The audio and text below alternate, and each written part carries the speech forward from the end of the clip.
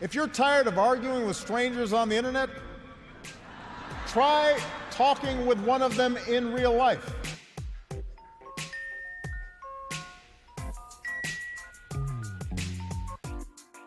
Welcome to Back in America, the podcast.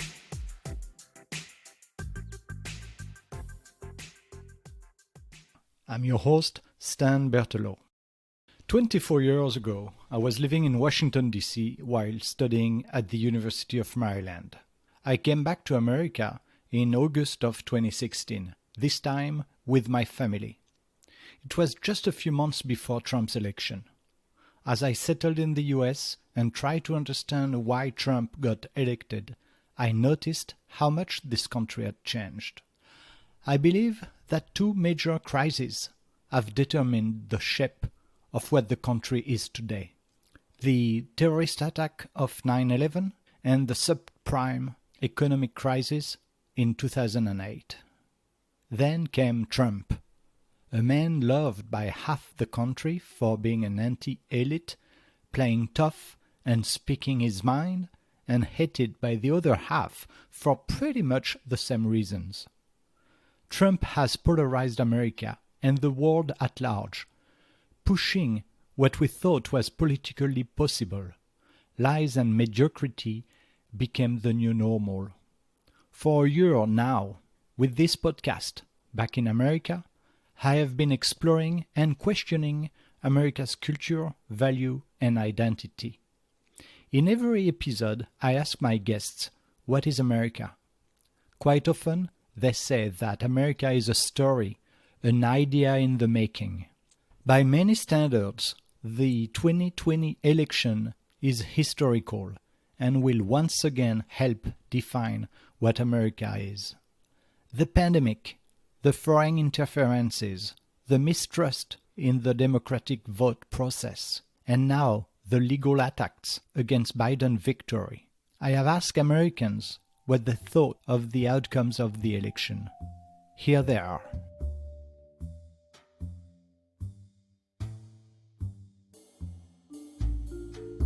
Right now, the results of the election are not fully called yet. We have obviously Biden is leading in all of these states, but Trump has the right to legal challenges of the states that are in question right now. Right now, I think that we're preparing for a Biden presidency.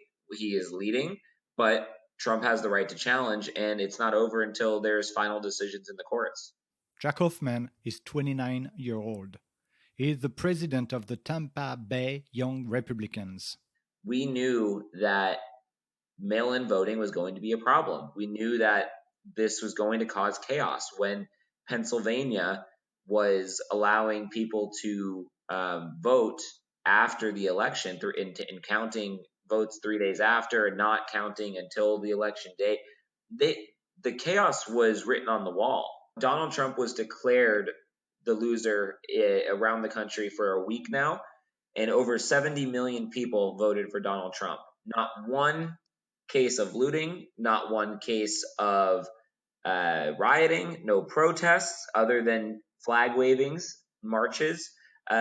Nothing violent has happened in this country when Donald Trump was declared a loser.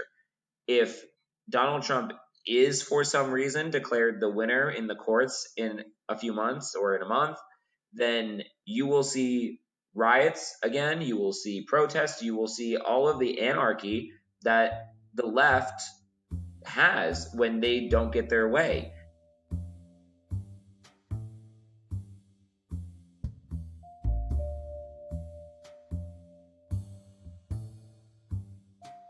I will agree with almost everyone else in the country. When Joe Biden was called as the winner this past weekend of the 2020 election, I breathed a sigh of relief. Mark Charles Yunishia, Sinbake Dana Nishla, the Tohiglini Bashishin, Sinbake Dana Dashichelu to the Chitni Dashanella.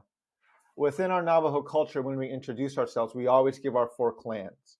I refer to myself as a dual citizen of the United States and the Navajo Nation, and I ran as an independent candidate for president of the United States in the 2020 election. for the last 4 years, our nation has been in a space of turmoil where we had a president who had tremendous narcissistic tendencies, was adamant about doing things in his own interests and in keeping himself in the center of every dialogue. He was either the hero or the victim of every single interaction he was a part of. And he did things in a very chaotic, haphazard manner. And that led to a lot of chaos and a lot of uncertainty, and a lot of people were feeling very uneasy towards the end of his first term in office. And so most Americans, I think, when he was elected and voted out of office, breathed a sigh of relief because it looks like this phase is going to come to an end. However, what troubled me and what I looked at a lot was there was also this euphoric reaction to our nation not only removing President Trump, but electing Joe Biden. And the challenge with that is Joe Biden's election is not euphoric. Removing President Trump might be euphoric. Electing Joe Biden, someone who has promised to maintain the status quo, someone who has absolutely said, I'm not going to deal with things at a systemic level, that's not a euphoric, that doesn't deserve a euphoric response, in my opinion. Now, I think having someone like Vice President-elect Harris, as not only a woman, but a woman of color, now elected to the Vice President of the United States, that's something I'm actually very pleased we did as a nation. But when you look closely at her legacy, especially as the Attorney General in California, where if Joe Biden had a very heavy hand in shaping the crime bill in 1994 that exacerbated the mass incarceration of people of color, Harris in California was enforcing that crime bill that had the response of putting a lot of people of color into prison. And so when I actually looked closely at her legacy as Attorney General, both towards people of color as well as towards natives, as much as I see she wants to be at the table to see some of these changes ushered in, I also saw that there's this tendency that she's not willing to be that disruptive at the table to usher in these changes, which now made perfect sense why Joe Biden selected her as his vice presidential running mate, because she has not demonstrated a very large propensity to address these things in a heavy-handed way while she's sitting at that table. Key things that President-elect Biden did throughout the campaign, and especially later in the campaign, is he would change our foundational document to fit his narrative. So he frequently would misquote the Declaration of Independence, and he would say, we hold these truths to be self-evident that all men and women are created equal. Now, it's nice and inclusive that he added the phrase as women, but that's not what the Declaration of Independence says. And so by not acknowledging what's actually written in the document, you don't have the ability to really change it or even to address it. And so when they use the phrasing of we the people, and they want that to include everybody, that's not acknowledging how our Constitution was written and how it's used today. And so this is the problem you have with the two-party system, because they are so supported and funded by white landowning men who do not want to deal with their genocidal and colonial past. They try to skirt over these systemic injustices and dehumanizations that were written into our foundations. And they just say things like, well, we the people now includes everybody, which is categorically false. And so this is where, and a lot of politicians will use the term we the people, but they really don't mean it to include everybody. And even if they want to mean it to include everybody, they're not willing to do the work to make it include everybody.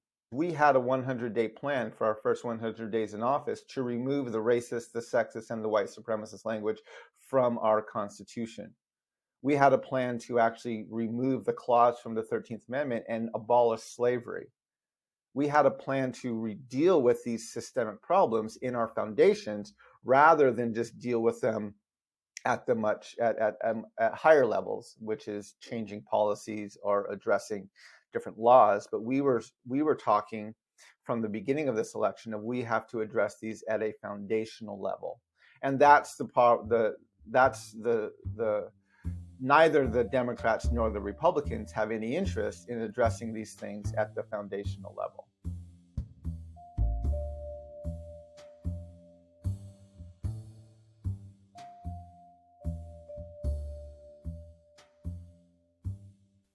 Then I called Richard Hamburg, a senior fellow at the Post-Carbon Institute, a non-profit think tank located on the West Coast dealing with the climate and energy. I've asked him how he felt about the election.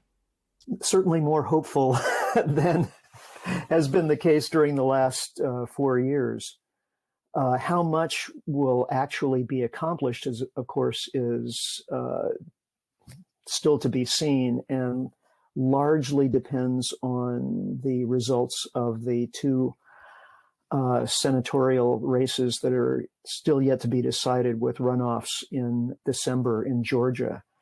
If the Democrats can take both of those seats and gain control of the Senate, then there's the possibility for some, really significant legislation, something like Green New Deal. On the other hand, if the Republicans remain in charge in the Senate, then very little legislation that's meaningful is likely, either on the climate front or on a whole range of other issue sets. And what's likely in that case is that President Biden will have to do whatever he can through regulation and presidential executive orders. And some things can happen that way. I mean, clearly the parts of the executive branch that were responsible for dealing with either measuring climate change or issuing regulations, all of those have just been gutted during the Trump administration. The EPA, National Ocean Atmospheric Administration, NOAA, I mean, all of these agencies have just been kneecapped.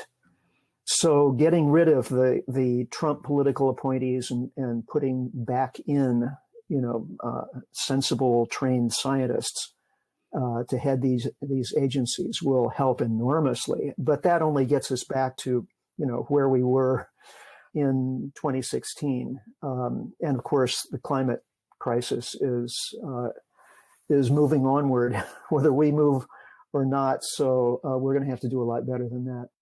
I mean, the fact that the election went to Biden and Harris, and the fact that they actually had a decisive victory. This hasn't really been explained, I think, adequately or properly to the American people. I mean, when all the votes were counted, Biden and Harris probably ended up getting something like 7 million more votes than Trump. And that's a very substantial, that's a mandate. And the same with the Electoral College. It wasn't just a little squeaky victory. It was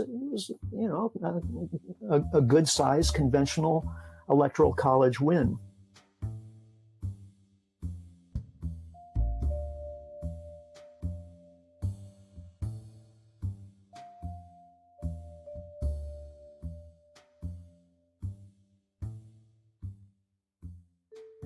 I really wanted to hear from David Tribe, a Christian and gun activist, one of my previous guests. Unfortunately, we were not able to schedule a call, but David was kind enough to send me a recording of his statement on the election. Here we go. Hey Stan, this is David. Here's my statement. And I'm going to read it just because I want to make sure I have it right. So I strongly believe that there were millions of fraudulent ballots cast for Biden. And I also believe electronic votes were altered, many of them, probably millions. And this is a communist coup. The media, which has been trying to overthrow Trump for the last 4 years, is creating an illusion that now Biden is president. But that's all it is. It's just an illusion. After all, the left is the party of Hollywood, which is the masters of illusion. The acceptance speech and all that stuff is designed to manipulate people into believing that the Biden presidency is inevitable and that it's already been accepted when nothing further could be from the truth. They've already been preconditioning the country to accept the possibility that they will violently remove Trump from office, or at least they're going to try. And they are trying to make it seem legitimate, trying to make it seem like Trump is the one who is in error. And I have every intention of being part of those who are going to stop all this mess.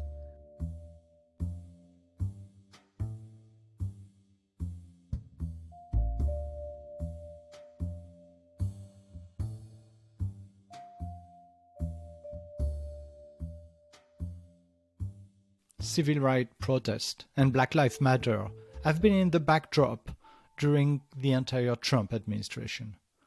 I called Shivana Renee Newsom, the co-founder of Black Lives Matter Greater New York.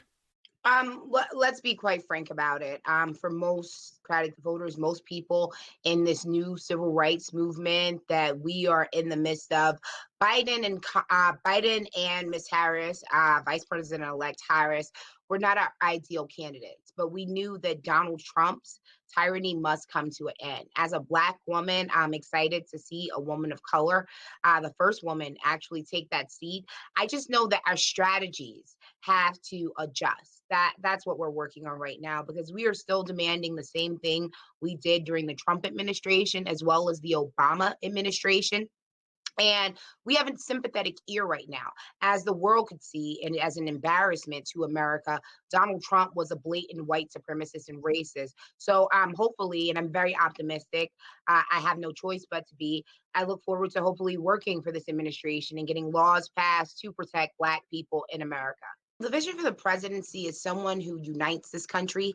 I think that's the first step for the Biden-Harris administration, because America has always been a racist place ever since its inception, from the way indigenous people were treated to the way my ancestors were brought over here as a commodity. So the first step for the presidency would be uniting America, changing how we appear on the world stage, and then getting to work. When everyone's on the campaign trail, and I've been on the campaign trail before I've run for office, people make a lot of promises. They have a lot of ideals and values that they're promising to get passed into law. I just want the laws that would benefit my people. I want them to be written. Hopefully Biden and Harris can unify Congress. If they cannot, I will love some executive orders. Donald Trump had no problem giving his base what they wanted. And I hope that Black women especially are not forgotten in this administration, because the numbers do not lie. We played a huge role to this election, as we always do in every Democratic election. I have to work with the cards that I've been dealt. So these are the two people. They are making promises to move forward. I see that Kamala has stuck to her word and didn't go back on the death penalty. I know that since she's run for president, she's been talking about police reform. I hope that I just hope that people live up to their promises. And it's my job, as well as activists, as well as all Americans, to hold them accountable. I knew that Shivana had been invited to a very important event in France, an event called the Napoleons.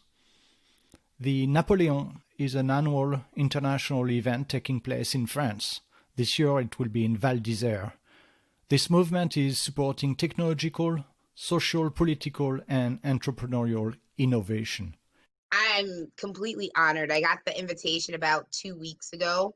So January 12th through 13th, I will be in France, and the topic of discussion is emancipation and what does that mean in past and present. So I'm very excited and honored. The 2017 speaker was Barack Obama, who you guys have had some pretty impressive shoes. So for a woman from the Bronx, a Black woman from America, to be invited over, I'm extremely pleased. The first time I went to Paris, it was my high school graduation present. So I have this love for the French.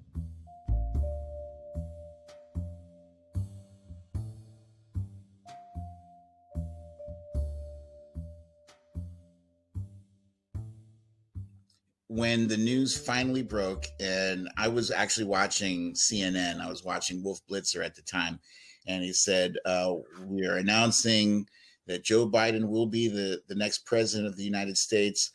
I let out a scream. I was elated. I ran around the house. I told my son and my daughter and my wife. And then I jumped on. I have a live show I do every day. It's called Story Time with BDD. And I usually only do it Monday through Friday, but this was a special occasion. So I jumped on a streaming, and I told all of my followers, like, this is it. This is happening. And wow. It was amazing because, yeah, I have literally been fighting for this for the past 4 years. Majid Pedelan, also known as Brooklyn Dad Defiant, has over 751,000 followers on Twitter. There's a saying that says, don't let perfect be the enemy of good. And, there's no such thing as a perfect candidate. There is none. Even President Obama had his shortcomings, and we adored him.